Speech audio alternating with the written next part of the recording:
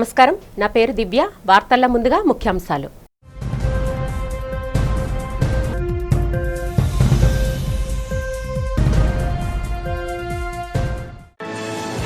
మాజీ మంత్రి సిదిరి అప్పలరాజు తనయుడు ఆరం ఢీకొట్టిన ప్రమాదంలో మరణించిన ధానేయ్ కుటుంబాన్ని పరామర్శించిన మంత్రి పార్థసారథి 5 లక్షల ఆర్థిక సహాయం అందజేసి ప్రభుత్వం అండగా ఉంటుందని భరోసా.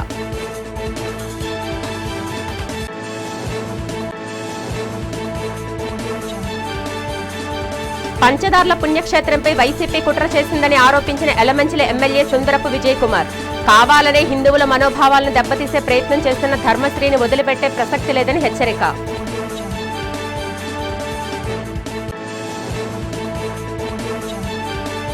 విజయవాడలో బీజేపీ రాష్ట్ర అధ్యక్షుడు పీవీఎన్ మాధవ్ ఆధ్వర్యంలో కాంగ్రెస్ పార్టీకి వ్యతిరేకంగా నిర్వహించిన భారీ ర్యాలీ. ఆంధ్రరత్న భవన్ వద్ద బీజేపీ కాంగ్రెస్ నాయకులు కార్యకర్తల మధ్య తీవ్ర ఉద్రిక్తత.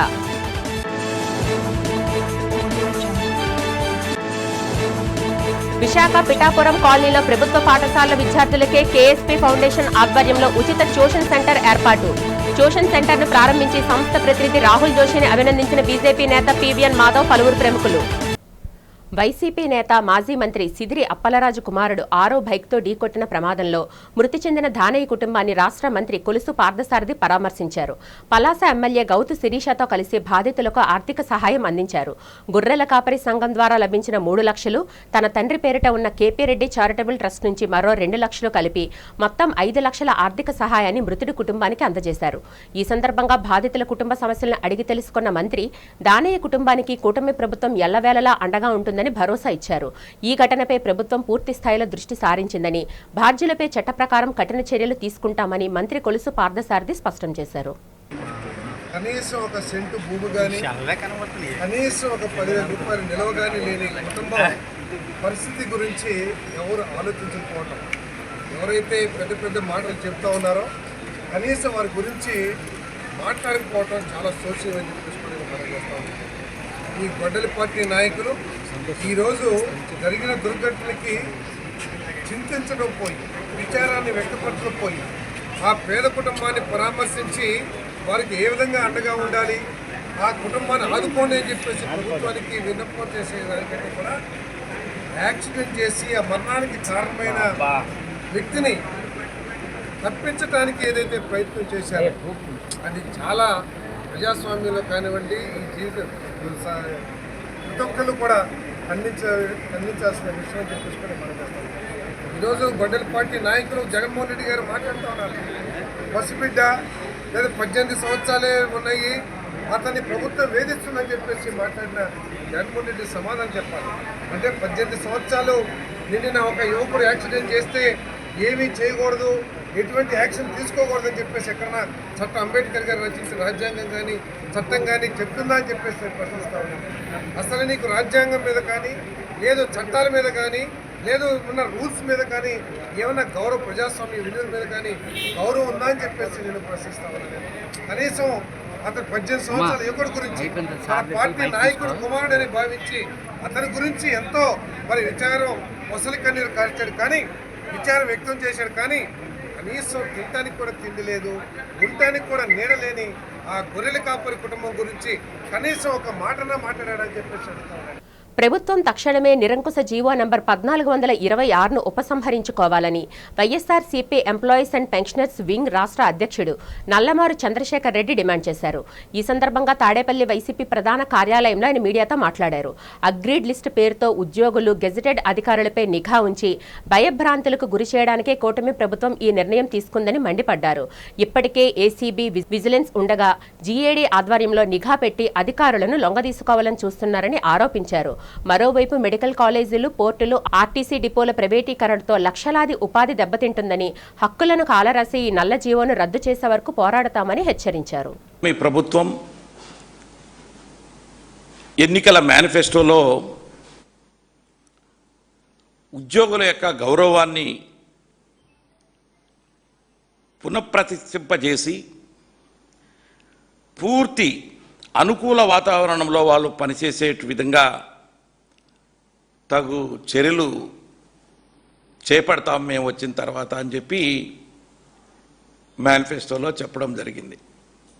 మరి వాళ్ళ ఉద్దేశంలో గౌరవాన్ని పునఃప్రతిష్ఠింపజేస్తాము అని అంటే వాళ్ళని ఏ విధంగా ఇబ్బంది పెట్టాలా, ఏ విధంగా మన చెప్పు చేతుల్లో పెట్టుకోవాలి, ఏ విధంగా వాళ్ళని భయభ్రాంతులకు గురి చేసి భయపడి మనం చెప్పిన విధంగా పని చేయించుకోవాలి అనేటువంటి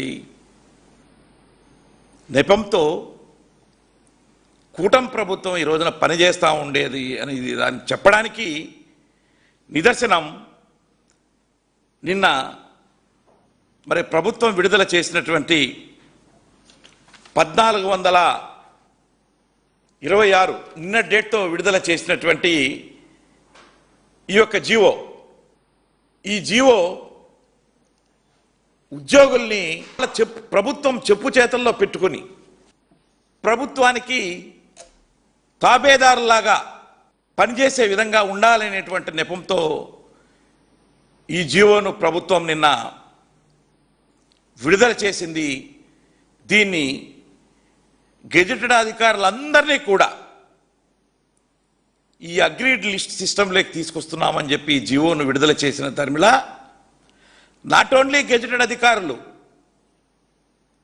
ఆంధ్రప్రదేశ్లో ఉన్నటువంటి వర్కింగ్ కమ్యూనిటీ అంతా కూడా ఉద్యోగులు, టీచర్లు, మరి గెజిటెడ్ అధికారులందరూ కూడా దీన్ని తీవ్రంగా ఈ యొక్క ప్రభుత్వ ఉత్తర్వులను వ్యతిరేకించడం జరుగుతూ ఉంది. వైఎస్ఆర్ కాంగ్రెస్ పార్టీ పోకడపై యలమంచిలి శాసనసభ్యులు సుందరపు విజయకుమార్ విమర్శలు గుప్పించారు. హిందువుల మనోభావాలను దెబ్బతీసి హిందూ మతంపై బురద జల్లేందుకు వైసీపీ నేతలు కుట్రలు పన్నుతున్నారని మండిపడ్డారు. నగరంలో జరిగిన మీడియా సమావేశంలో ఆయన మాట్లాడుతూ వైఎస్ఆర్ కాంగ్రెస్ పార్టీ నేతలు అనుసరిస్తున్న తీరుపై తీవ్ర స్థాయిలో ధ్వజమెత్తారు. గత ఎన్నికల్లో వైసీపీ నేతలను ప్రజలు చీకొట్టినా సిగ్గు లేకుండా రాజకీయంగా లబ్ధి పొందేందుకు హిందూ మతాన్ని వాడుకుంటున్నారని మండిపడ్డారు. పంచదార్ల పుణ్యక్షేత్రాన్ని పరిరక్షించడంలో తమ ప్రభుత్వం ఎక్కడా రాజీ పడడం లేదన్నారు. ఫణిగిరి కొండపై మైనింగ్ త్రవ్వకాలకు జగన్ అధికారంలో ఉండగా ఇచ్చారని గుర్తు చేశారు. ఎన్నో సంవత్సరాలుగా కొండపై మైనింగ్ జరుగుతుందని వైసీపీ నేతలు అసత్య ప్రచారం చేస్తున్నారని విజయ్ కుమార్ మండిపడ్డారు. వైసీపీ నేతలు చేస్తున్న ప్రచారంలో వాస్తవం లేదంటూ సాక్ష్యాధారాలతో మీడియాకు ప్రెజెంటేషన్ ద్వారా వివరించారు. దీనంతటికీ ప్రధాన కారకుడు కరణం ధర్మశ్రీ, మరికొందరు వైసీపీ నేతలే కారణమని ఆరోపించారు. దీనిపై ప్రభుత్వం కమిషన్ వేసి అసత్య ప్రచారం సాగిస్తూ హిందువుల మనోభావాలను దెబ్బతీసిన వైసీపీ నేతలను కఠినంగా శిక్షించాలని ఎమ్మెల్యే విజయ్ కుమార్ డిమాండ్ చేశారు. మాది ఏదైతే నా సొంత గ్రామం ఏదైతే ఉందో బుద్ధిస్ట్ మాన్యుమెంట్స్ ఉన్నాయి అక్కడ. అంటే ఒక 1000 సంవత్సరాలు, 100 సంవత్సరాలు, 200 సంవత్సరాలు చరిత్ర కాదు. ఆ ఫణిగిరికి 2000 సంవత్సరాల పైచీలకు చరిత్ర ఉంది. ఇది వాస్తవం. ఇవన్నీ కూడా మన ఇండియన్ కల్చర్లోని historical everything, archaeology department, Indian archaeology దీంట్లోనే ఇప్పుడు వాళ్ళ అండర్లోనే ఆ బుద్ధిస్ట్ మాన్యుమెంట్ ఉంది. స్టేట్ ఆర్కియాలజీ అండ్ మ్యూజియం వాటిలో ఏదైతే మరి టెంపుల్ ఉండడం జరిగింది. ఇవన్నీ కూడా ఒకటి ధర్మలింగేశ్వర స్వామి టెంపుల్, రాధా మాధవ స్వామి టెంపుల్, అలాగే విశ్వేశ్వర స్వామి వారి టెంపుల్. ఈ 3 టెంపుల్స్ కలిపితే పంచదారులు. ఇదంతా కలిపి 7.38 ఎకరాలు, 7.38 ఎకరాలు వీటిలో ఉంది. అక్కడ పంచదారులు వస్తాయి, వాటర్. అది ఎక్కడి నుంచి వస్తుంది, ఏం వస్తుంది అనే దాని మీద భక్తులు ఎవరైతే ఉన్నారో వాళ్ళందరూ కూడా శోధించకుండా నమ్మి ఈరోజు వరకు ఈ భారతదేశం మొత్తంలో చాలా ఇంపార్టెంట్ ప్లేస్, అది చాలా గట్టిగా నమ్ముతాం. దాన్ని ఈ రోజు వరకు కూడా సెక్యూర్ చేసుకుంటానే వచ్చాం. ఈ నెల 24న జిల్లాలో 1048 ప్రభుత్వ పాఠశాలలు, 5 కళాశాలలో 3.1 మెగా పేరెంటింగ్ టీచర్ మీటింగ్ నిర్వహిస్తున్నట్లు గుంటూరు కలెక్టర్ సీఎం సాయికాంత్ వర్మ వెల్లడించారు. డీఏఓ డాక్టర్ షేక్ సలీం భాషాతో కలిసి కలెక్టరేట్లో నిర్వహించిన విలేకరుల సమావేశంలో ఆయన వివరాలు తెలిపారు. 92,000 మంది విద్యార్థుల తల్లిదండ్రులు ఈ కార్యక్రమంలో పాల్గొనున్నారన్నారు. ఉదయం 9 గంటల నుంచి ఉపాధ్యాయులు తల్లిదండ్రులతో విద్యార్థుల చదువు ప్రగతిపై చర్చిస్తారని, అనంతరం good touch, bad touch, positive parenting, leap యాప్పై అవగాహన వీడియోలు ప్రదర్శిస్తారని తెలిపారు. విద్యార్థుల ప్రతిభా వస్తువుల ప్రదర్శనతో పాటు తల్లిదండ్రులకు ముగ్గులు, తాడులాగుడు వంటి క్రీడా పోటీలు ఉంటాయని, 11 గంటల 25 నిమిషాల నుంచి వేదికపై సాంస్కృతిక కార్యక్రమాలు, ప్రముఖుల ప్రసంగాలు ఉంటాయన్నారు. అనంతరం అందరికీ ప్రత్యేక మెనూతో డొక్కా సీతమ్మ మధ్యాహ్న భోజనం వడ్డిస్తారని, పిల్లల విద్యా సమాచారం ఎప్పటికప్పుడు తెలుసుకునేందుకు తల్లిదండ్రులంతా లీప్ యాప్ను డౌన్లోడ్ చేసుకోవాలని కలెక్టర్ సూచించారు. మనము ఈ 1048 స్కూల్స్లో మెగా పేరెంట్ టీచర్స్ మీటింగ్ ఏర్పాటు చేసుకున్నాం. అంతేకాకుండా మనకి జూనియర్ కాలేజెస్ చూసుకుంటే 5 జూనియర్ కాలేజెస్కి 1750 మంది పిల్లలు ఉన్నారు. సో పేరెంట్ 1245 వరకు మినిట్ టు మినిట్ ప్రోగ్రామ్ కూడా విడుదల చేయడం జరిగింది. ఆ మినిట్ టు మినిట్ ప్రోగ్రామ్ వరకు 9 to 9:30 ఉదయం వెల్కమ్ ఉంటుంది.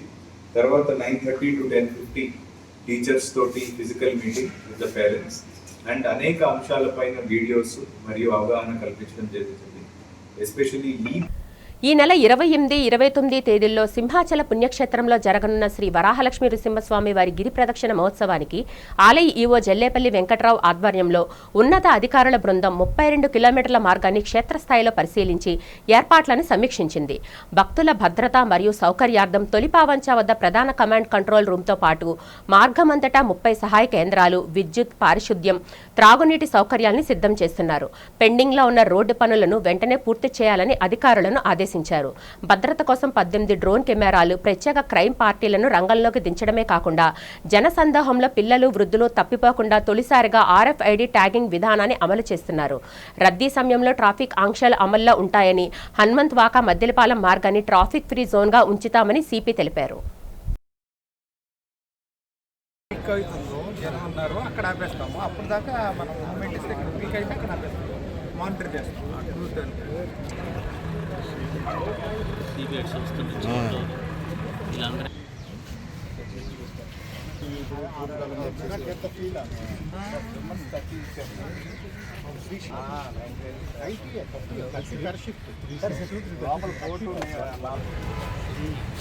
సార్, రోడ్ సైడ్ నుంచి బయటికి ఒక రూట్ ఒక వేసి పెళ్ళి ఆ రూట్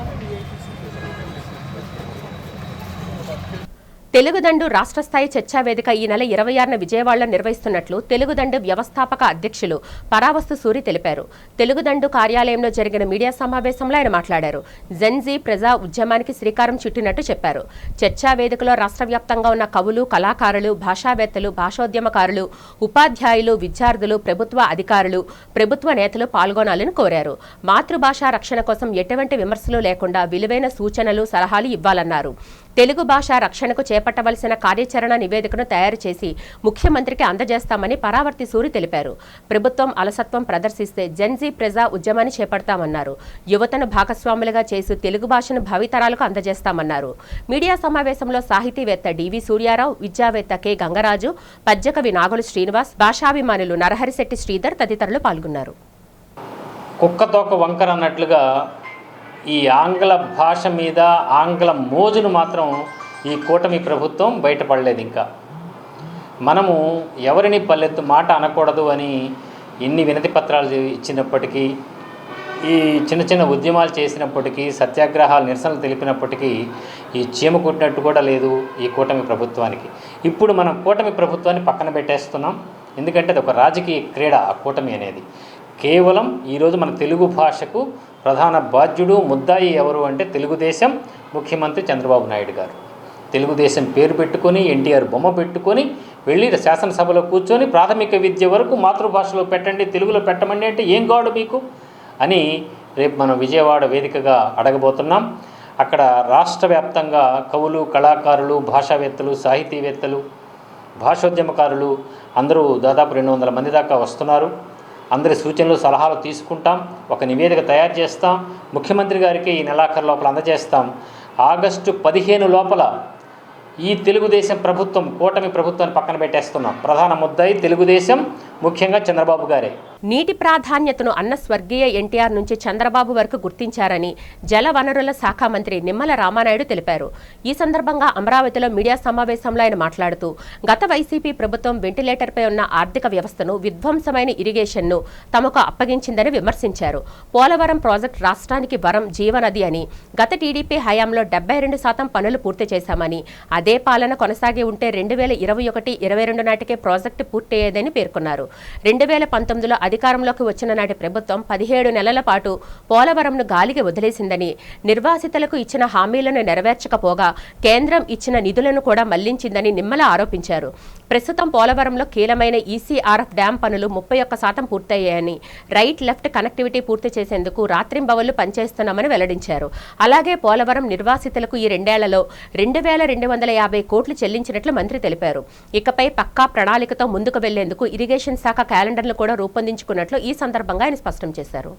ఇది రేపు 2029 ఎన్నికల లోపుగానే, అంటే రేపు 2028 కల్లా పూర్తి చేసేటువంటి విధంగా ఏ ప్రాజెక్టు ఎప్పుడు ప్రారంభిస్తాం, ఏ ప్రాజెక్టు ఎప్పటికి పూర్తవుతుందో దగ్గర ఒక 36,000 కోట్ల రూపాయలు నిధులు వెచ్చించి అయినా సరే ఈ ప్రాధాన్యత ప్రాజెక్టుల్ని ప్రారంభించడం ఎంత ముఖ్యమో పూర్తి చేయడం కూడా అంతే ముఖ్యం అనేటువంటి విధంగా ఒక ఇరిగేషన్ క్యాలెండర్ను కూడా మరి మేము రూపొందించుకుని ముందుకెళ్తున్న విషయాన్ని కూడా మీ ద్వారా ఈ సందర్భంగా తెలియజేసుకుంటూ, అదేవిధంగా ఈ రకంగా మన ప్రాజెక్టులు నిర్మాణం చేసుకున్నా, అదేవిధంగా రిజర్వాయర్లు నిర్మాణం చేసుకున్నా, కాలువలు డ్రైన్స్ నిర్మాణం చేసుకున్నా, ఈ 1000 కోట్ల రూపాయలు చేసి నిర్మాణం చేసుకునేటువంటి ప్రాజెక్టుకి, కాలువకి, డ్రైన్కి, లాకులకి, షట్టర్లకి ప్రతి సంవత్సరం కూడా మెయింటెనెన్స్ లేకపోతే ఆ ప్రాజెక్టు కానీ, ఆ కాలువ కానీ, డ్రైన్ కానీ మనకి ఉపయోగపడినటువంటి పరిస్థితి. అటువంటి ఓఎండ్ఎం వర్క్స్ 5 సంవత్సరాల గత పాలనలో చూస్తే అటకెక్కినటువంటి పరిస్థితి. ప్రభుత్వ పాఠశాలలో 9-10 తరగతులు చదివే విద్యార్థుల బంగారు భవిష్యత్తుకు కేఎస్పీ కోడెల శివపార్వతి ఫౌండేషన్ చేపట్టిన ప్రాజెక్ట్ అక్షర ఒక బలమైన పునాదిగా నిలుస్తుందని బీజేపీ రాష్ట్ర అధ్యక్షుడు, మాజీ ఎమ్మెల్సీ పీవీఎన్ మాధవ్ ఆకాంక్షించారు. మద్దెలపాలెం పిఠాపురం కాలనీలో ఎన్ఆర్ఐ రాహుల్ జోషి ఆధ్వర్యంలో ఏర్పాటు చేసిన ఉచిత ట్యూషన్ కేంద్రాన్ని పీవీఎన్ మాధవ్ ముఖ్య అతిథిగా హాజరై ప్రారంభించారు. అనంతరం ఫౌండేషన్ లోగోను ఆవిష్కరించి విద్యార్థులకు పుస్తకాలు, పెన్నులు పంపిణీ చేశారు. ఈ సందర్భంగా మాధవ్ మాట్లాడుతూ రాహుల్ జోషి తన తాత ఎడ్లపల్లి రంగారావు చౌదరి, అమ్మమ్మ శివపార్వతి, తల్లి సుప్రజారాణి ఇచ్చిన స్ఫూర్తితో విదేశాల్లో ఉన్నప్పటికీ పుట్టిన గడ్డను మరవకుండా ఉచిత ట్యూషన్ సెంటర్ను ఏర్పాటు చేయడం అభినందనీయమన్నారు. కార్యక్రమంలో గౌరవ అతిథులుగా పాల్గొన్న పీఓడబ్ల్యూ రాష్ట్ర అధ్యక్షురాలు Lakshmi, Janasena party Visakha urban program committee సభ్యుడు దేవర రఘు యాదవ్ మాట్లాడుతూ గత 53 ఏళ్లుగా Rani memorial English medium school ద్వారా విద్యనందించిన ఈ కుటుంబం నేడు 9-10 తరగతుల విద్యార్థులకు ఇంగ్లీష్, సైన్స్, మ్యాథ్స్ సబ్జెక్టుల్లో ఉచిత ట్యూషన్లు ప్రారంభించడం గొప్ప విషయమన్నారు. ఈ కార్యక్రమంలో సీతం కళాశాల ప్రొఫెసర్, కేఎస్పీ ఫౌండేషన్ అధ్యక్షుడు సివిఎం ప్రసాద్, పలువురు ప్రముఖులు మరియు విద్యార్థుల తల్లిదండ్రులు పాల్గొన్నారు. ఏర్పాటు చేశారు. ముఖ్యంగా రంగారావు గారికి, అలాగే సుప్రజ గారికి ఈ సందర్భంగా అభినందనలు తెలియజేస్తున్నాను. ఎందుకంటే మా రంగారావు గారు వాళ్ళ భార్య పేరు మీద, అలాగే సుప్రజ గారు వాళ్ళ అమ్మగారి పేరు మీద మనవాడు కలిసి వాళ్ళ అంటే ఆవిడ ఉన్నప్పుడే ఫౌండేషన్ ఏర్పాటు చేయడం అనేది నిజంగా మంచి విషయం. ఆ విధంగా కోడెల శివపార్వతి గారి పేరు మీదట ఒక మంచి ఉద్దేశంతో ఈ కార్యక్రమాన్ని ఏర్పాటు చేశారు. ముఖ్యంగా రంగారావు గారు, అలాగే శివపార్వతి గారు మాకు చిన్నప్పటి నుంచి తెలుసు. ఆ వ్యక్తి ఎవరో కాదండి, ఈ కోడెల శివపార్వతి గారి మనవడు. తను ఒక 4 ఇయర్స్ బ్యాక్ యూకే వెళ్ళిపోతూ అక్కడ సెటిల్ అయ్యి ఈరోజు ఆయన ఒక 2 నెలల నుంచి కూడా ఒక ఆలోచన మీద నాకు కానీ వాళ్ళ అమ్మగారికి కానీ కాల్ చేసి, నేను బాగున్నాను, ఇక్కడ నేను అన్ని విధాలుగా బాగున్నాను, కానీ నేను తెచ్చుకున్న దాంట్లో మనం సొసైటీకి ఏదైనా సహాయం అందించాలి కాబట్టి నేను ఒక ఫౌండేషన్ స్టార్ట్ చేద్దాం అనుకుంటున్నాను. దీనికి స్ఫూర్తి అయిన మా అమ్మమ్మ గారు, అంటే కోడెల శివపార్వతి గారు, ఆవిడ 1972లో ఆవిడ ఆయన భర్త గారు ఏదైతే రంగారావు చౌదరి గారు మొదలుపెట్టిన స్కూలు, ఆ విద్యా దానం అనేది ఏదైతే ఉందో దాన్ని స్ఫూర్తిగా తీసుకొని నేను కూడా కొద్ది సర్వీస్ అందించాలి ఈ సొసైటీకి అని తను ఈరోజు కేఎస్పీ ఫౌండేషన్ స్టార్ట్ చేయమని చెప్పి ఆయన అక్కడి నుంచి చెప్పడం జరిగింది. అక్షరమే విజ్ఞానానికి పునాది కాబట్టి అట్లాంటి అక్షర అనే పేరుతో పెట్టబోతున్న ఏదైతే ఎన్జిఓ ఆర్గనైజేషన్ ఉందో ఇది చాలా గొప్పగా విద్యార్థుల యొక్క భవిష్యత్తుని తీర్చిదిద్దడానికి అవకాశం ఉన్నది. అదేవిధంగా ఏదైనా మామూలుగా జనరల్గా సిఎస్ఆర్ ఫండ్స్ అని చెప్పేసి నడుస్తుంటాయి. అదేంటంటే కంపల్సరీ చేసింది గవర్నమెంట్ సోషల్ సర్వీస్ని. మత్స్యకారులకు వేట విరామ సమయానికి సంబంధించిన మత్స్యకార సేవ కింద ఒక్కొక్కరికి 20,000 చొప్పున బకాయిలు చెల్లించడం పట్ల AP mechanised fishing boat operators association అధ్యక్షులు మైలపల్లి లక్ష్మణరావు, గౌరవ అధ్యక్షులు పిసి అప్పారావు రాష్ట్ర ప్రభుత్వానికి కృతజ్ఞతలు తెలిపారు. రాష్ట్ర మంత్రి కొల్లు రవీంద్ర, ఎంపీ శ్రీభరత్, ఎమ్మెల్యే వంశీకృష్ణ శ్రీనివాసుల కృషి ఫలితంగా రాష్ట్రంలో 5,190 మందికి, విశాఖలో 2,373 మందికి నిధులు డిపాజిట్ అయ్యాయని చెప్పారు. ఇందుకు సహకరించిన ముఖ్యమంత్రి నారా చంద్రబాబు నాయుడు, మంత్రుడు నారా లోకేష్, అచ్చెన్నాయుడు, కొల్లి రవీంద్ర, ఎంపీ భరత్, ఎమ్మెల్యే వంశీకృష్ణలకు ధన్యవాదాలు తెలియజేశారు. అలాగే విశాఖ ఫిషింగ్ హార్బర్లో బోట్ల మరమ్మతులకు అయ్యే ఖర్చులను తగ్గించేలా పోర్టు ద్వారా ఉచిత క్రేన్ సదుపాయం కల్పించడంపై హర్షం వ్యక్తం చేశారు. ఈ నిర్ణయంతో ఏడాది పాటు నెలకు 10 బోట్లకు మరమ్మతులు ఉచితంగా జరుగుతాయని తెలిపారు. ఈ విలేకరుల సమావేశంలో సంఘం ప్రధాన కార్యదర్శి సురపతి నరసింగరావు, ఉపాధ్యక్షులు గరికిన పరశురాముడు, పి ఈశ్వర్రావు, కోనాడ చిన్న, కోశాధికారి అర్జల చిన్న, ఆర్గనైజింగ్ సెక్రటరీ గనగల రాజేష్, వాసుపల్లి ఎల్లారావు, కార్యదర్శి మున్నం బాలాజీ తదితరులు పాల్గొన్నారు. ఈ మత్స్యకార సోదరులందరూ కూడా మరి తండోపతండాలుగా వచ్చి వారి యొక్క గోల, వారి యొక్క మొర మా దగ్గర ఎన్నోసార్లు పెట్టుకున్నారు. వారికి ఒకటే చెప్పాం, దయచేసి మీరు ఎవరూ అధైర్యపడవద్దు, కూటమి ప్రభుత్వం అందరికీ మంచి చేయడానికి చిత్తశుద్ధితో ఉన్నది అని అందరికీ కూడా మేము భరోసా ఇచ్చాం. దానిలో భాగంగా ఇక్కడ డబ్బులు పడడానికి ప్రధానమైన కారణం ఏంటంటే బోటు ఓనర్ సంవత్సరంలో కనీసం 1000 లీటర్ సబ్సిడీ ఆయిల్ వేయాలి. అందులో భాగంగా మరి బోటు ఓనర్లు సబ్సిడీ ఆయిల్ ఎవరైతే సంవత్సరం మొత్తం మీద వేయలేదో వారికి మాత్రమే ఈ మత్స్యకార సేవల డబ్బులు అనేది నిలుపుదల చేయడం జరిగినది. దానికి కానీ మరి కళాశాల ఎవరికి కూడా డబ్బులు పడకుండా ఆగిపోవడం జరిగినది.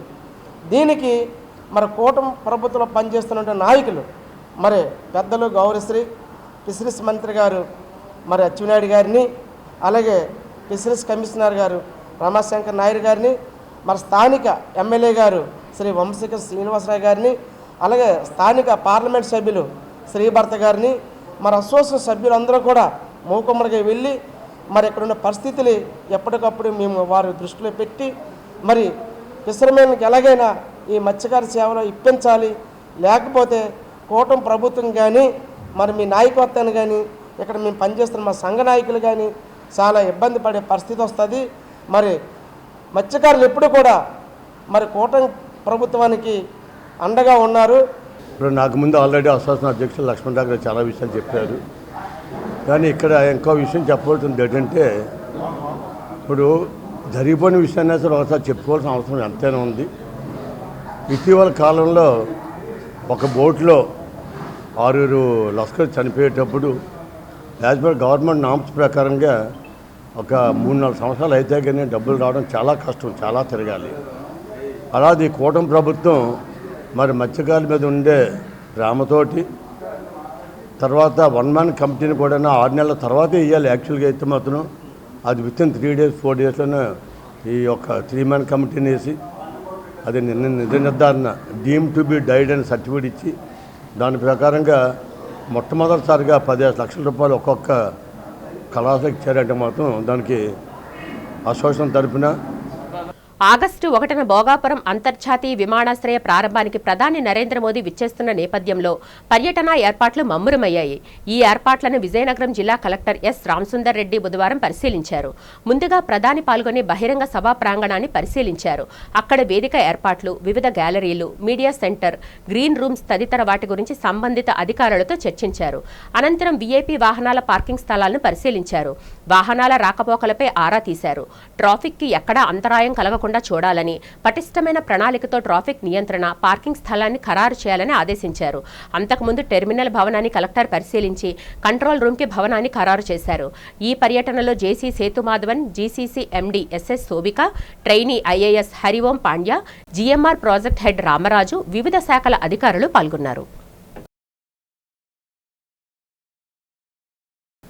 విజయవాడలో బీజేపీ కాంగ్రెస్ శ్రేణుల మధ్య తీవ్ర ఉద్రిక్తత చోటు చేసుకుంది.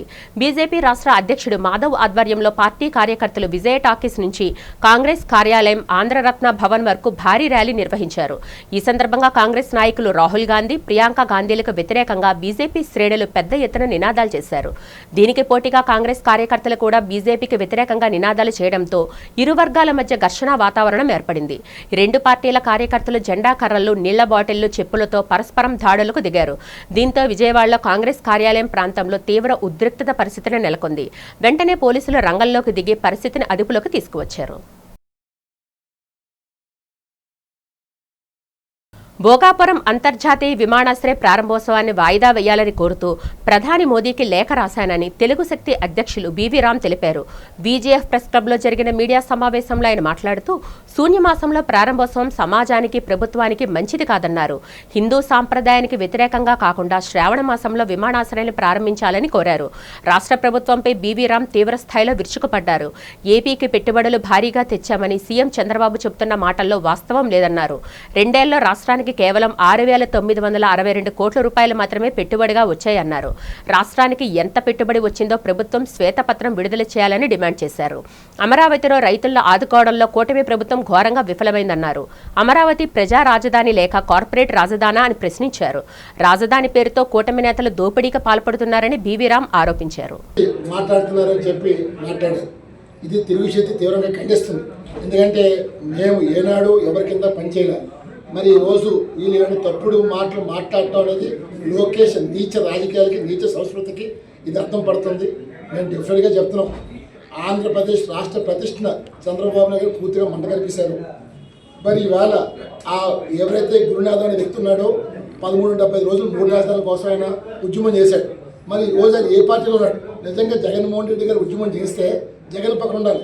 మరి ఆయన టీడీపీ ఎందుకున్నాడు అంటే లోకేష్ గారే ఆయన చేత ఉద్యమం చేయించి అయిపోయిన తర్వాత ఎలక్షన్ చివరిలో నేను 3 రాజధానులు కాదు అమరావతి రాజధాని అని చెప్పి ఒక డ్రామా ఆడించి ఆ డ్రామాను రక్తపరిచించి టీడీపీలో జాయిన్ చేయించుకొని ఇవాళ ప్రజల్ని మభ్యపెట్టారు. అంటే 3 రాజధానులు కూడా వీళ్ళే క్రియేట్ చేసి ఒక మనిషిని పెట్టి ఒక పేడ్ ఆర్టిస్ట్తో డ్రామాలు నడిపించారు. మధురవాడ సబ్ రిజిస్ట్రార్ కార్యాలయం ఎదుట జీవో నంబర్ 396ను వెంటనే రద్దు చేయాలని డిమాండ్ చేస్తూ దస్తావేజు లేఖర్లు చేపట్టిన పెన్ డౌన్ ఆందోళనకు సిపిఐ విశాఖ జిల్లా కార్యవర్గ సభ్యుడు మరిపిల్లి పైడిరాజు సంఘీభావం తెలిపారు. ఈ సందర్భంగా ఆయన మాట్లాడుతూ ఈ నెల 20వ తేదీ నుంచి రాష్ట్ర వ్యాప్తంగా సాగుతున్న ఈ ఉద్యమానికి సిపిఐ పూర్తిగా అండగా ఉంటుందని స్పష్టం చేశారు. జీవో 396 వల్ల విద్యావంతులైన లక్షలాది మంది దస్తావేజు లేఖర్లు ఉపాధి దెబ్బతింటుందని, ప్రభుత్వ భూముల రిజిస్ట్రేషన్లకు అనుకూలంగానే ఈ చర్యలు తీసుకుంటున్నారని విమర్శించారు. ప్రభుత్వం వెంటనే స్పందించి ఈ జీవోను రద్దు చేసి తమ వృత్తిపైన ఆధారపడి జీవిస్తున్న లేఖర్ల కుటుంబాలకు రక్షణ కల్పించి న్యాయం చేయాలని డిమాండ్ చేశారు.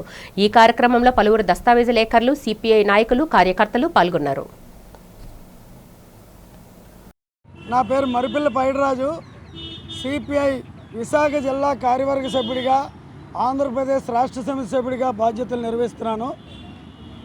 ఈ నెల 20వ తేదీ నుండి రాష్ట్రంలో సుమారు 4 లక్షలు ఉన్నటువంటి డాక్యుమెంట్ రైటర్లు వారి సమస్యల పరిష్కారం కోసం, ముఖ్యంగా వారి జీవనోపాధి మీద దెబ్బతీస్తున్నటువంటి 396 జీవో రద్దు చేయాలని, డాక్యుమెంట్ రైటర్లకు అందరికీ రక్షణ కల్పించాలని, వీళ్ళు విద్యావంతులుగా ఉన్నటువంటి వారు, వీరికి ప్రభుత్వం ఏ రకమైన సహాయ సహకారాలు లేవు, వీరే స్వయంగా డాక్యుమెంట్ రైటర్లుగా వారి సహాయకులుగా అందరూ పొందుతూ వాళ్ళ కుటుంబాలను పోషించుకుంటున్న నేపథ్యంలో ఒక్కసారిగా ఉన్నట్టుండి 396 జీవో తీసుకొచ్చి వారి మీద ఒక పిడుగు పడినట్టుంది.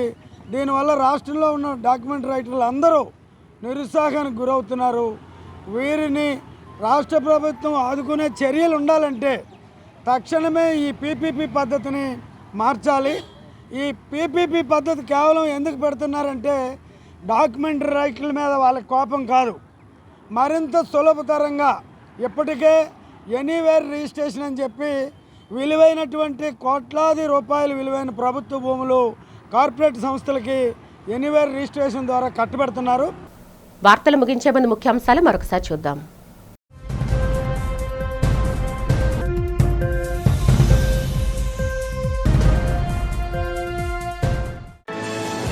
మాజీ మంత్రి సిదిరి అప్పలరాజు తనయుడు ఆర్ఎఫ్ ఢీకొట్టిన ప్రమాదంలో మరణించిన ధానేయ్ కుటుంబాన్ని పరామర్శించిన మంత్రి పార్థసారథి 5 లక్షల ఆర్థిక సహాయం అందజేసి ప్రభుత్వం అండగా ఉంటుందని భరోసా.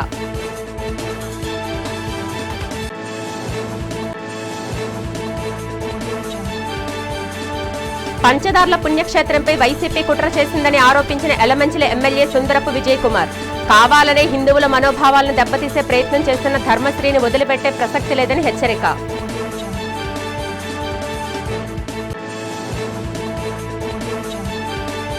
విజయవాడలో బీజేపీ రాష్ట్ర అధ్యక్షుడు పీవీఎన్ మాధవ్ ఆధ్వర్యంలో కాంగ్రెస్ పార్టీకి వ్యతిరేకంగా నిర్వహించిన భారీ ర్యాలీ.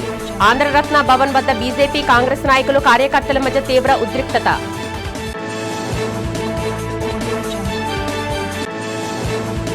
విశాఖ పిఠాపురం కాలనీలో ప్రభుత్వ పాఠశాలల విద్యార్థులకే కేఎస్పీ ఫౌండేషన్ ఆధ్వర్యంలో ఉచిత ట్యూషన్ సెంటర్ ఏర్పాటు. ట్యూషన్ సెంటర్ ను ప్రారంభించి సంస్థ ప్రతినిధి రాహుల్ జోషిని అభినందించిన బీజేపీ నేత పీవీఎన్ మాధవ్ పలువురు ప్రముఖులు. ఈ వార్తలు ఇంతటితో సమాప్తం. నమస్కారం.